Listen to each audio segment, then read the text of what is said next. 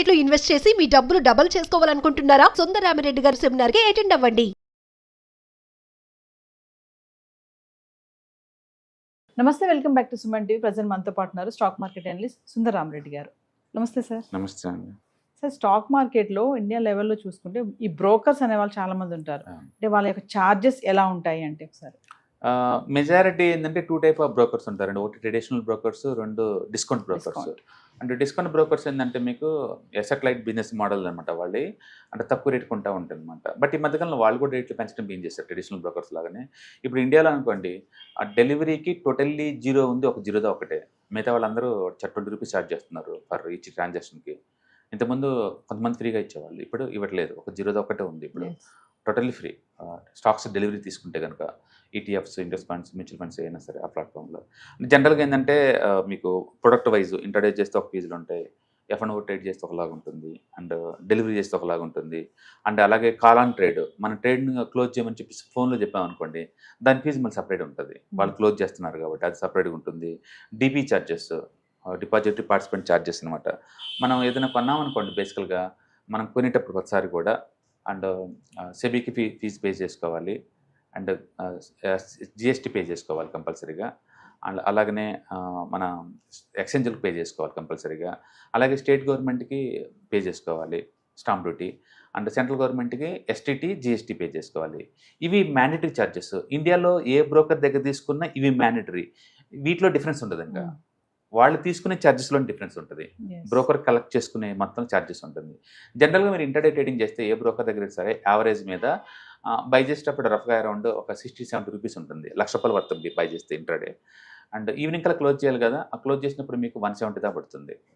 అంటే 2 కలిపితే ₹1,00,000 పడుతుంటే 230 రూపీస్ దాకా పడుతుంది నీకు ఇంటర్డే ట్రేడింగ్ చేసుకుంటా పోతుంటే మూరర్లెస్ అందరికీ. కాబట్టి రోజుకో ట్రేడ్ అంటే నీకు నెలకు వచ్చేట్లా 5,000 రూపీస్ దాకా అవుతుంటుంది అనమాట. అయితే ఈ 5,000లో బ్రోకర్కి వెళ్ళే అమౌంట్ చాలా నెగ్లిజిబుల్. అది గవర్నమెంట్ ఆఫ్ ఇండియాకి, స్టేట్ గవర్నమెంట్కి వెళ్ళేది చాలా ఎక్కువ ఉంటుంది. కాబట్టి మీరు డిఫరెంట్ బ్రోకర్స్కి డిఫరెంట్ ఫీజెస్ ఉంటాయండి. అండ్ కాల్ ఆన్ ట్రేడ్ ఒక బ్రోకర్ 75 తీసుకుంటారు. లైక్ ఆ స్టాక్ ఉందనుకోండి, అందరికంటే ఎక్కువ తీసుకుంటాడు, 75 రూపీస్ తీసుకుంటాడు. మీరు ఫోన్ చేసి కనుక నా ట్రేడ్ క్లోజ్ చేయండి అని చెప్తే, మీరు కొనండి అని చెప్తే ఫోన్లో చెప్తే, అండ్ మిగతా వాళ్ళందరికీ ₹50 తీసుకుంటారు. మీరు ఫోన్లో చెప్పినా కొన్నమాట. అండ్ రెండోది మీరు ప్లెజ్ చేశారనుకోండి, ఇంకో ఛార్జెస్ ఉంటాయి. ఓకే. అండ్ పేమెంట్ డిలే చేస్తే ఒక ఛార్జెస్ ఉంటాయి. DP charges, square up charges, F&O charges, intraday charges, equity ఒక్కొదానికి ఒకలా తీసుకుంటూ ఉంటారు అనమాట. అండ్ ఇండియాలో మోస్ట్ ఫేమస్ అంటే Angel One, Upstox, and Zerodha, and Groww, ఇవి బాగా లీడింగ్లో ఉన్నాయి అనమాట. అండ్ ట్రెడిషనల్ బ్రోకర్స్ ఇంతకంటే ఎక్కువ ఛార్జ్ చేస్తుంటారు. కాబట్టి మీరు నెక్స్ట్ ఏదైనా స్టాక్ మార్కెట్లో అకౌంట్ ఓపెన్ చేసేటప్పుడు ఒకసారి చూసుకోండి, మీరు ఏ టైప్ ట్రేడర్, ఇంటర్డే ఎక్కువ చేస్తారా, F&O ఎక్కువ చేస్తారా, లేకపోతే డెలివరీ తీసుకుంటాం అనుకుంటున్నారు అనేది. ఈవెన్ మ్యూచువల్ ఫండ్ కొనేటప్పుడు కూడా డైరెక్ట్, రెగ్యులర్ 2 ఉంటాయి. డైరెక్ట్ ఇచ్చే బ్రోకర్స్ దగ్గర తీసుకోవడం బెటర్, ఎందుకంటే మనకి టోటల్ ఫ్రీగా అవుట్ ఆ ప్లాట్ఫామ్. మీరు రెగ్యులర్ తీసుకుంటున్నారు అనుకోండి, అండ్ ఫండ్ ఎక్స్పెన్స్ రేషియోతో పాటు మళ్ళీ ఇవి కూడా అమౌంట్ పడుతుంది 1% ఎక్స్ట్రా అనమాట. అందుకని మంచి బ్రోకర్స్ అంటే డెలివరీ టోటల్ ఫ్రీ కావాలి, అండ్ డైరెక్ట్ మ్యూచువల్ ఫండ్స్కి ఆఫర్ చేసేలాగా ఉంటే అలాంటి బ్రోకర్ దగ్గర మన అకౌంట్ ఓపెన్ చేసుకోవచ్చు. జనరల్గా జీరోతో ఐడియల్గా ఉంటుంది, బాగుంటుంది.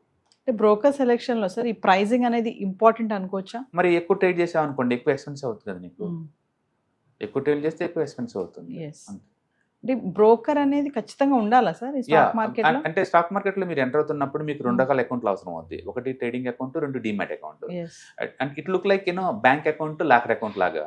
ఇప్పుడు నాకు వస్తువులు పెట్టాలనుకోండి, లాకర్ అకౌంట్ కంపల్సరీ కదా, లాకర్ వస్తువు పెట్టాలి, గోల్డ్ దాచుకోవాలనుకుంటే. బ్యాంక్ అకౌంట్ లేకుండా లాకర్ అకౌంట్ ఎవరు కదా. అంటే bank account different, locker account different. Stock మార్కెట్లో కూడా అంతే. ఎక్స్చేంజ్లోకి ఎంటర్ అయ్యి మీరు ఏదైనా కొనాలి, అమ్మాలంటే ట్రేడింగ్ అకౌంట్ కావాలి. నువ్వు ట్రేడింగ్ అకౌంట్ డైరెక్ట్గా ఎక్స్చేంజ్తో డీల్ చేయలేవు, మధ్యలో బ్రోకర్స్ ఉంటారు. అంటే బ్రోకర్స్ ఎవరంటే ఎక్స్చేంజ్లో మెంబర్షిప్ తీసుకున్న బ్రోకర్స్ని మనం స్టాక్ బ్రోకర్స్ అంటాం. అంటే ఎక్స్చేంజ్కి మనకి మధ్య ఉంటారు అనమాట వాళ్ళు.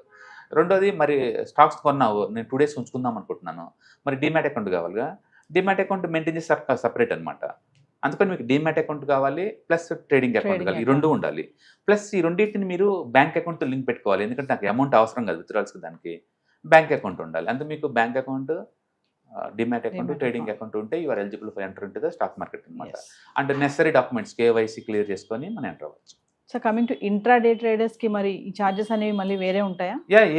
ప్రతి బ్రోకర్ దగ్గర డిఫరెంట్ రేట్స్ ఉంటాయండి. ఈ ఎక్కువ సార్లు ఏంటంటే ఇంటర్డేలో అందరికి యూనిఫామ్ ఇండియాలో మీరు ఎన్నైనా కొనండి అన్లిమిటెడ్ 20 రూపీస్ తీసుకుంటారు ఎట్ టైం కొంటే. బట్ గవర్నమెంట్ ఛార్జెస్ అని ఉంటాయి. నేను చెప్పాను కదా, లక్షకి కొనేటప్పుడు 70 రూపాయలు ఛార్జ్ చేస్తారండి, మళ్ళీ అమ్మేటప్పుడు 170 దాకా ఛార్జ్ చేస్తుంటారు కదా కంపల్సరీ. Yes. మీరు ఏ ట్రాన్సాక్షన్ చేయండి అంటే సెబీ వాళ్ళకి ₹10 దాకా ఉంటుంది, రఫ్గా చెప్తున్నాను నేను, ₹10 దాకా ఉంటుంది. ఎక్స్చేంజ్ వాళ్ళకి వాళ్ళ ఫీజు వాళ్ళు పే చేయాలి, లక్ష కాదు 13 రూపాయల దాకా ఉంటుంది 1 లాక్కి. And plus state government pay చేసుకోవాలి, అది 15 to 25 దాకా ఉంటుంది, స్టాంప్ డ్యూటీ అనమాట. సెంట్రల్ గవర్నమెంట్కి ఎస్టీటీ ప్లస్ జిఎస్టీ పే చేసుకోవాలి. ఈ 5 మ్యాండేటరీ, వీటిని తప్పించుకోలేవు. అందుకని స్టాక్ మార్కెట్లో మీరు ఎక్కువ రోజులు గేమ్ ఆడుతున్నారు అనుకోండి, ఎక్కువ ఇచ్చేది 5గురే. Yes.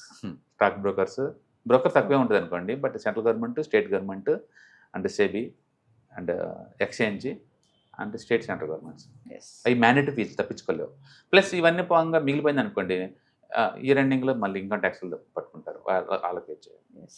ఇవైతే మ్యాండేటరీ ఛార్జెస్. ఇన్కమ్ ట్యాక్స్ అంటే ప్రాఫిట్ ఎత్తి కడతలు అది లేదు కదా. మళ్ళీ దాంట్లో కూడా 3 రకాలుగా ఉంటుంది. అంటే స్పెక్యులేటివ్ ఇన్కమ్ ఒక ట్యాక్స్ ఉంటుంది, అది ఇండివిజువల్స్ ట్యాక్స్ ల్యాబ్ ఎంత ఉంటే అంత కడతారు. అంటే short term capital gain tax 20 ఉంటుంది, long term capital gain tax more than 1 year ఉంటే 12.5 దాకా ఉంటుంది. ఫస్ట్ వచ్చే 1,25,000 వరకు ట్యాక్స్లు ఉండవు అనమాట. Yes. అందుకని మనం స్టాక్ మార్కెట్లో వచ్చేటప్పుడు వచ్చే ముందే ఈ ఛార్జెస్ ఎంత అవుద్ది, ఎంత ఖర్చు అవుతుందో తెలుసుకోవాలి. ఎందుకంటే ట్రేడింగ్ యాజ్ ఏ బిజినెస్ అన్నప్పుడు మనకు ఎక్స్పెండిచర్ తెలియకుండా ఎంటర్ అవ్వకూడదు కదా. Yes. Thank you. Hi, 1 day class room ఎన్విరాన్మెంట్లో ఆఫ్లైన్ వెబినార్ జరగబోతుంది.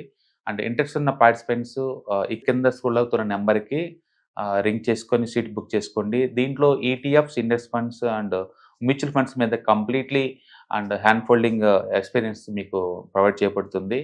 దీని ద్వారా ఏంటంటే మనం ఎసెట్స్ని స్టాక్ మార్కెట్లో ఎలా మేనేజ్ చేసుకోవాలి, ఎలా గ్రో చేసుకోవాలి, ఎలా ప్రొడక్ట్ చేసుకోవాలో అంటే ప్రాక్టికల్గా నేర్చుకుంటారు. కాబట్టి ఇంట్రెస్ట్ ఉన్న పార్టిసిపెంట్స్ కింద స్క్రోల్ అవుతున్న నెంబర్కి పింగ్ చేసి సీటు రిజర్వ్ చేసుకోండి. Thank you.